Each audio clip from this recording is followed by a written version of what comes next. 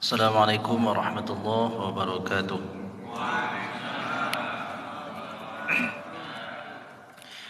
Bismillahirrahmanirrahim. Al-Fatihah ila arwahi kafati ibadillahi as-salihin wa walidina wa masyayikhina fid din wa zawil huquqi alaina وأموات أهل هذه البلدة من أهل لا إله إلا الله أجمعين ثم إلى أرواح أموات المسلمين وأحياهم إلى يوم الدين أن الله يغفر لهم ويفرج كروب المسلمين ويرحمهم ويشفي مرضاهم ويجمع شملهم على الهدى ويؤلف ذات بينهم ويولي عليهم خيارهم ويصرف عنهم شرارهم ويكفينا وإياهم شر الفتن والمحن والمؤذيين والمتعديين من قريب أو بعيد ويرخي أسعارهم ويغزر أمطارهم ويعطي كل سائل منا ومنكم سؤله على ما يرضي الله ورسوله ويفتح علينا فتوح العارفين ويختم لنا بالحسنى وهو راض عنا في خير ولطف وعافية بحضرة النبي محمد صلى الله عليه وآله وسلم ثم يدرك شيخنا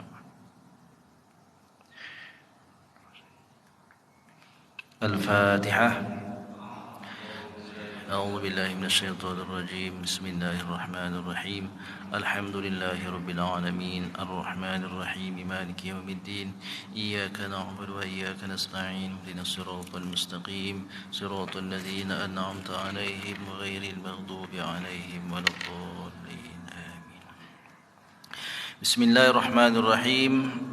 الحمد لله رب العالمين الحمد لله الذي صدقنا وعده وأورثنا الأرض نتبوأ من الجنة حيث نشاء فنعم أجر العاملين. أشهد أن لا إله إلا الله وحده لا شريك له وأشهد أن سيدنا ومولانا محمدا عبده ورسوله لا نبي ولا رسول بعده أما بعد.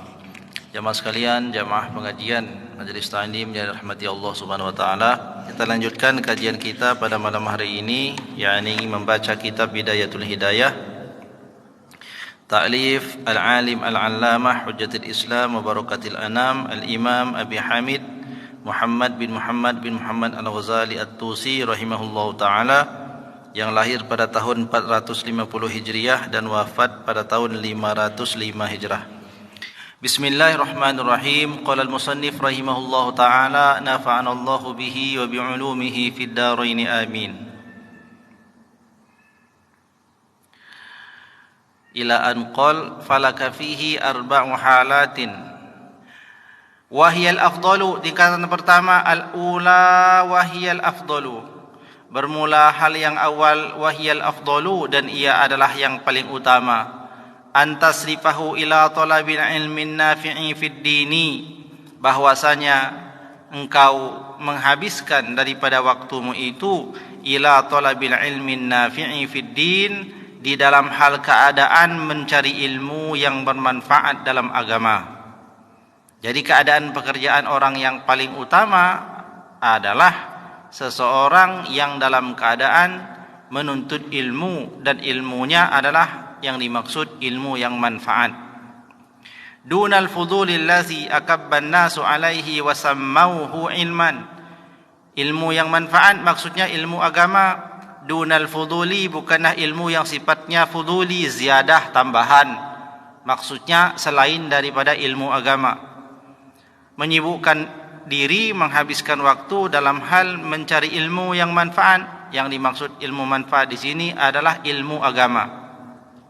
Duna, bukan termasuk al-fudulil ladzi akabban nasu alaihi wa sammauhu ilman, bukan menyibukkan diri terhadap ilmu yang sifatnya tambahan atau ziyadah, maksudnya ilmu selain ilmu agama. Allazi akabban nasu alaihi, di mana yang kebanyakan manusia itu adalah sangat berminat kepadanya. Wasammauhu ilman, dan mereka mengklaim bahwa itu juga termasuk bagian daripada ilmu, padahal bukan. Jadi ketika kita menyebut mencari di dalam Al-Quran ilmu, dalam hadis Nabi ilmu, yang dimaksud adalah ilmu syar'i, ilmu syariat. Adapun ilmu yang lain itu tidak dikategorikan sebagai ilmu, hanya saja di sana nanti akan ada masuk dalam bab tentang memberi manfaat pada orang. Jadi nanti akan dilihat kedudukan ilmu selain ilmu agama itu terletak pada manfaatnya pada orang. Jadi nanti manfaat atau tidaknya ilmu itu, disitulah akan ada nilai. Adapun ketika tidak ada manfaat setelah dia dipelajari, maka tidak mendapatkan ganjaran apa-apa. Jadi kalau ilmu agama sebelum diamalkan saja kita sudah dapat keutamaan orang yang menuntut ilmu. Yarfa'illahu allazina amanu minkum wallazina utul ilma darajat. Itu baru mempelajarinya saja, belum mengamalkan. Jadi mempelajarinya saja sudah dapat kedudukan tinggi di hadapan Allah, apalagi mengamalkan. Tapi kalau ilmu selain ilmu agama, ketika mempelajarinya belumlah dapat pahala. Kapan dia dapat pahala itu? Setelah ilmu itu berfungsi untuk apa dan untuk urusan yang bagaimana. Di situ letak manfaatnya nanti. Maka para ulama mengatakan di sini itu bukan termasuk bagian dari ilmu yang disebutkan dalam syariat itu, meskipun wasammauhu ilman. Kebanyakan manusia mengklaimnya juga ilmu. Ya. Padahal bukan. Dia enggak masuk. Dalam syarah Al-Fakihani, dalam syarah Maraqil Ubudiyah Syekh Nawawi Al-Bantani, semua syarah yang menjelaskan tentang penjelasan mengenai kitab Bidatul Hidayah memang menyebutkan penjelasan yang demikian itu. Nah, oleh sebab itu yang paling utama, pertama, paling mulia, paling tinggi derajat di sisi Allah mereka yang menghabiskan waktunya dalam hal menuntut ilmu agama. Ya, para santri itulah. Ya, para santri yang mondok di pondok pesantren atau para kiainya. Atau siapapun yang menghabiskan masanya di dalam ia menuntut ilmu. Ini pertama, mencari ilmu manfaat. Wal ilmu nafi'u, dan bermula ilmu yang manfaat itu ma yazidu fi khaufika minallahi ta'ala, adalah ilmu yang menambah rasa takutmu pada Allah. Jadi ukur-ukur saja ilmu kita yang sudah kita kaji ini menambah rasa takut kita pada Allah atau tidak. Nah, kalau dia menambah rasa takut pada Allah berarti itu ilmu yang manfaat. Wa yazidu fi basiratika bi uyubi nafsika, dan ilmu yang bermanfaat itu adalah ilmu yang menambah. Wa yazidu fi basiratika bi uyubi nafsika, menambah penglihatanmu terhadap aib dirimu sendiri. Jadi semakin lama kita ngaji, semakin kita tahu aib diri kita. Aib kita itu mana? Yang pertama adalah kebodohan, itu aib. Setelah kita menuntut ilmu, kita dapat pengetahuan. Setelah kita dapat pengetahuan, berarti kita tahu selama ini kita penuh aib. Di mana aibnya? Ya kita belum tahu terhadap sesuatu yang seharusnya kita tahu. Itu aib pertama. Jadi aib pertama itulah jahil. Jadi kita tidak mengetahui tentang perkara ilmu. Semakin kita lama belajar, semakin banyak pelajaran yang kita pelajari, maka semakin bertambahlah penglihatan kita terhadap aib kita sendiri. Aib mana itu? Aib ketidaktahuan kita terhadap sesuatu yang semestinya kita tahu.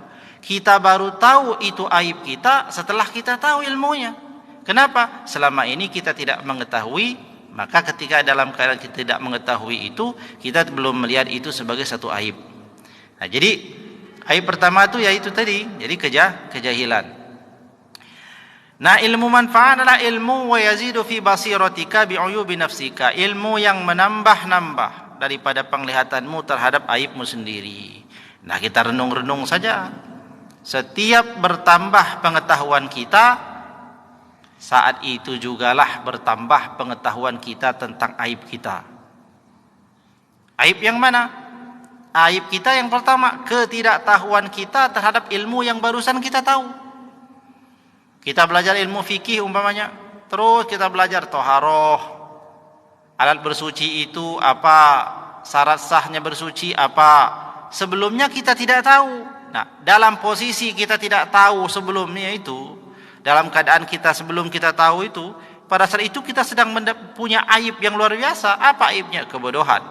Begitu kita tahu, bertambah penglihatan kita terhadap aib kita. Mana aib kita itu? Ketidaktahuan kita yang tadi itu. Nah, ini namanya ilmu manfaat. Tapi sebaliknya, begitu kita belajar, yang nampak di mata kita aib orang, nah ini ilmu enggak manfaat. Itu setan itu. Sedang bertengger di matanya. Kenapa? Dia ingin mengaburkan tujuan orang menuntut ilmu itu. Ditipu dia. Begitu dia banyak belajar, yang dilihatnya salah orang. Jadi yang pertama mesti kita lihat itu ya salah kita. Melihat salah orang ada nanti dalam bab sendiri. Apa nama babnya? Ada namanya amar ma'ruf nahi munkar. Adanya ta'lim wa muta'allim. Ada namanya mengajar dan belajar. Nah, itu babnya beda. Tapi dalam bab tazkiyatun nafs, membersihkan jiwa, yang terlihat ya aib sendiri. Nah, ini ilmu manfaat. Wa yazidu fi ma'rifatika bi ibadati rabbika azza wa jalla, dan ilmu manfaat itu adalah ilmu yang apa? Yazidu fi ma'rifatika, menambah-nambah daripada pengetahuanmu bi ibadati rabbika azza wa jalla, terhadap apa? Daripada perkara yang menyangkut ibadahmu kepada Allah Subhanahu wa taala. Ini maksudnya adalah masuk dalam kategori ilmu fikih. Kenapa? Ilmu ma'rifat terhadap ibadah yang sifatnya syariat. Jadi menambah itu. Wa yuqallilu min raghbatika fil dunya, dan ilmu manfaat itu adalah ilmu yang apa?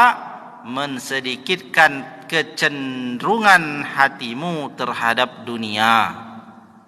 Semakin dia banyak belajar, semakin berkurang kegemarannya terhadap dunia, bukan sebaliknya. Kenapa? Ya karena semakin banyak pengetahuan orang itu, dia akan semakin menganggap dunia itu enggak ada artinya memang. Ya.